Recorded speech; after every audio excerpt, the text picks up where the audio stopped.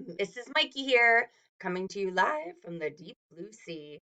Today, we are going to read the story Manfish, the story of Jacques Cousteau. We have been studying the differences between a historical fiction and a biography. Well, we are going to read a story about Jacques Cousteau today, and you are going to tell me at the end if it was a biography or a historical fiction. Let's get started. Manfish, A Story of Jacques Cousteau by Jennifer Byrne, illustrated by Eric Parabet.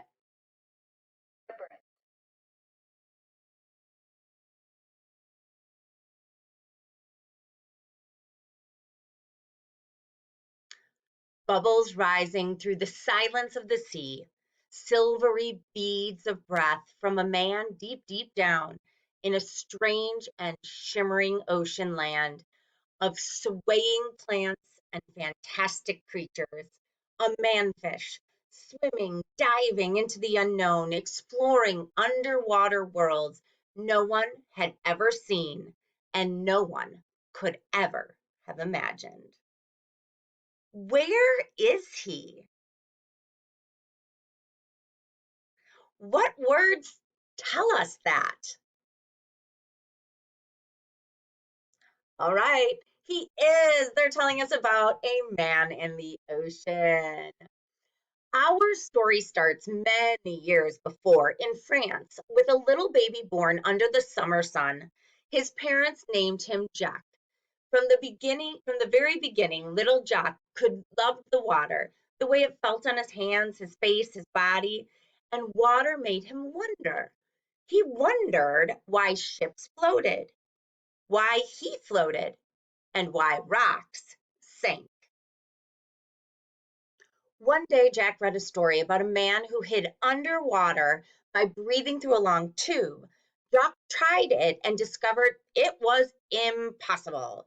He dreamed that someday he would be able to breathe underwater for real. At night, Jack dreamed he could fly with the birds among the clouds, with his arms stretched out like wings. Jacques spent his days playing, experimenting, and creating. He wrote little books that he illustrated. Ooh, illustrated. What does that word mean? We have an illustrator for a book, and they draw the pictures. So an illustration would actually be the pictures. So yes, he drew pictures with his own drawings and he was fascinated by machines. He studied blueprints and built a model of a crane that was as tall as he was. And it actually worked. Movies fascinated Jock too. He wanted to know how they were made, how the cameras worked, and how chemicals made pictures appear on the film. Jock saved his allowance penny by penny until he had enough to buy a small movie camera. The first thing he did was take it apart and put it back together. Then he began to film everything around him.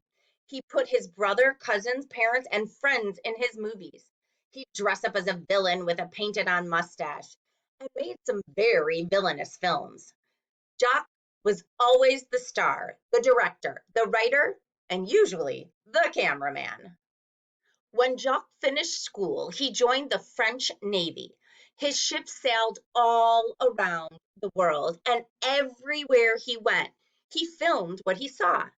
In China, he filmed a man catching fish with their bare hands.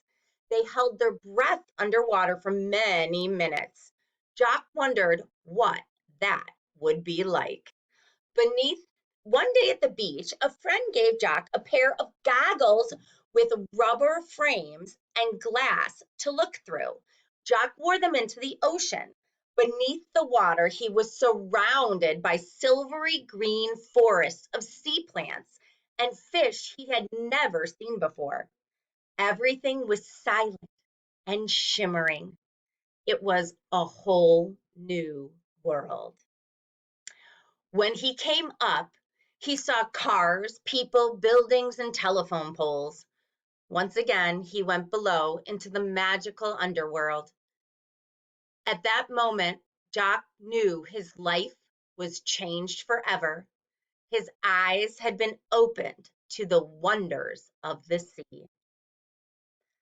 All right, I wonder, is this story all facts, or is some of it maybe made up? I guess we have to keep reading. Jacque and his friends, Philippe and Dee Dee, began to dive together. They experimented to see how long they could stay underwater and how deep they could go. Jacque created a waterproof case for his camera. I wonder if that was the first one ever. To film the amazing kingdom he and his friends were exploring beneath the surface. They made rubber suits to keep themselves warm and flippers to help them kick better. But Jacque wanted to stay down longer than just one breath at a time. He realized he needed to take more air with him, enough to explore the mysterious depths and vast expanses of the ocean, to swim through the sea as free as a fish. He wanted to become a manfish, and he began to work on just how to do it. On a warm summer day, Jacque stepped into the blue Mediterranean Sea with his new invention. He called it the Aqualung because aqua means water, and our lungs are the part of our body that hold the air we breathe. Water lung, aqualung. Below the surface, Jacque swam and glided and dove. He did flips and somersaults. He stood upside down on one finger and laughed. Bubbles to the sea. Jacque could breathe beneath the water. Now he could swim across miles of ocean, his body feeling what only scales had felt. His body feeling only what scales had felt. The scales of who? Who is he comparing himself to? Who has scales and lives under the water? Yes, fish. Fish. He's saying now um he can feel what it's like to be a fish. That is what he's saying here, okay? He could swim across miles of ocean, his body feeling what only scales had felt, his eyes seeing only what the fish had seen. The water made him feel like he was flying, just like in his dreams. Jacque had done it. He had become a manfish. Jacque was ready to explore the oceans of the world. He needed a boat and found a big old wooden ship named Calypso. In a year, he turned it from a warship into an explorer ship. Jacque, Philippe, and Dee Dee gathered a crew, their aqualungs, their hopes, and their dreams, and set off to explore the inside of the sea, to film a world that no one had ever seen before. On their journeys, they dove deep into a seascape of plants, green and purple prickly plants, red branchy plants, spongy plants, wispy, feathery, swaying plants, slow dancing to the rhythms of the sea. They discovered plants that could feed you, plants that could poison you, plants that look like fish, and fish that look like plants. They swam with giant whales, hitched rides on sea turtles, and made friends with porpoises with shining eyes and smiling faces. They filmed fierce and frightening sharks, so strange and dangerous, Jacque and his crew had to build cages, not for the sharks, but for themselves, so they could make their movies without being eaten. It sounds like they were the first people underwater.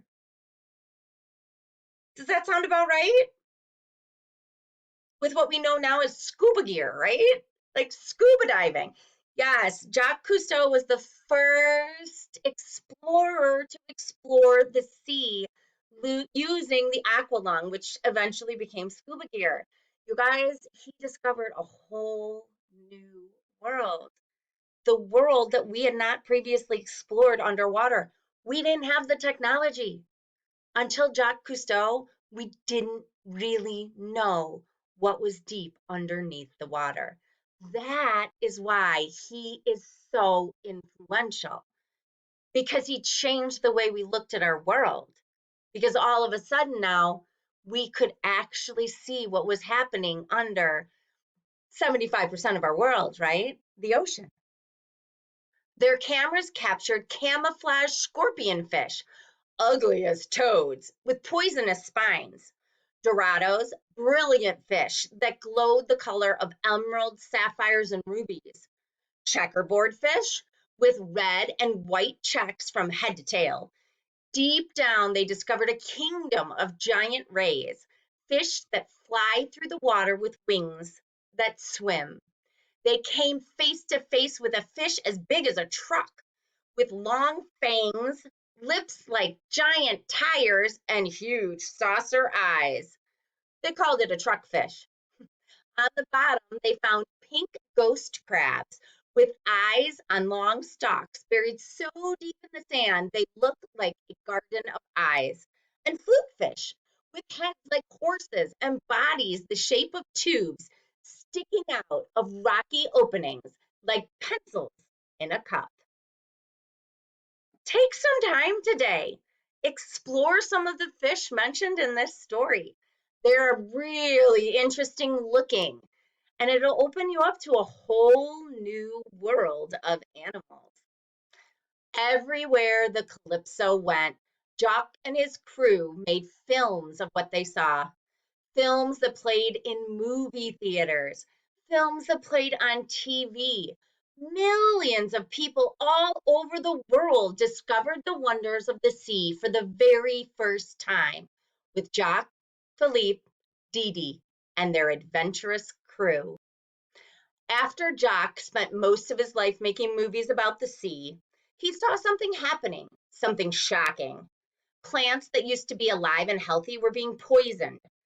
Fish were sick and dying. Jacques saw that people, without realizing it, were slowly killing the sea and its creatures by dumping garbage and poisonous chemicals into the ocean he loved so much.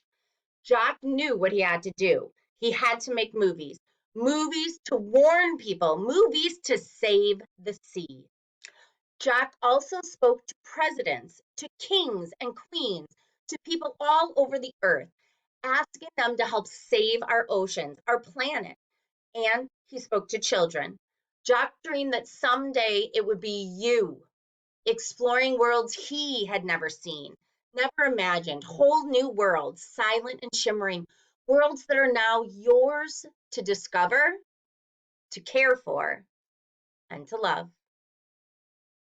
So, can you tell me why Jacques Cousteau was an influential person?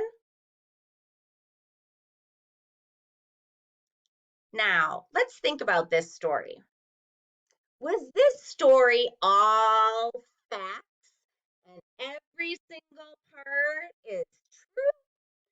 Or did the author use information but write a historical fiction based on a true character, but not all the facts are exactly what he might have said? What do you think? Biography or historical fiction? If you said historical fiction, you would be correct. I hope you enjoyed Manfish, a story of Jacques Cousteau. I will see you next time. Bye.